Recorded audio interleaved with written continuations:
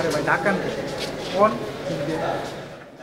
জায়গা থেকে আপনাকে আমরা এটা ভালো দেখতে পারি। এটা ভালো স্যার আমি আচ্ছা এদিকে আসেন আমাদের সাথে আসেন।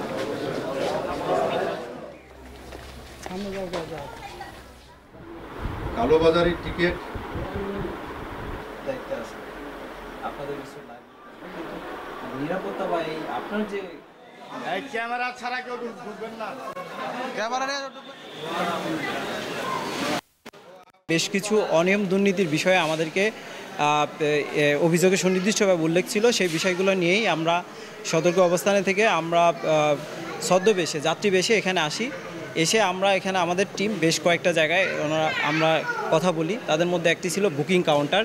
বুকিং কাউন্টারে গিয়ে দেখা যাচ্ছে যে তারা রেলওয়ের যদি আমরা পরিচয় দেই, আমরা দুদকের পরিচয় দিলে তাহলে আমাদের কাছে যে বিলটা আসবে 1500 টাকা, সেটা ওনারা যদি পাবলিক আসে তাদের কাছ থেকে বা যদি সাধারণ মানুষ আসে তাদের কাছ থেকে সেটার বিল চাইছে 5000 টাকা।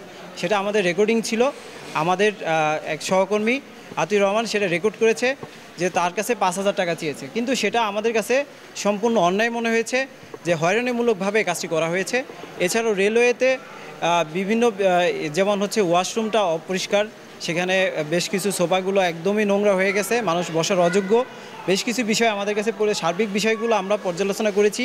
ওনাদের এখান থেকে বুকিং রেট এবং কি এখানে লিভার রেট, এই বিষয়গুলো আমরা বিভিন্ন ডকুমেন্ট ওনাদের কাছে রেলওয়ে স্টেশন মাস্টার মহোদয়ের কাছে চেয়েছি। তিনি আমাদেরকে এগুলো তথ্য প্রমাণগুলো যদি আমাদের উপস্থাপন করেন, আমরা সার্বিক বিষয় পর্যালোচনা করে পূর্ণাঙ্গ প্রতিবেদন কমিশন বরাবর দাখিল করব।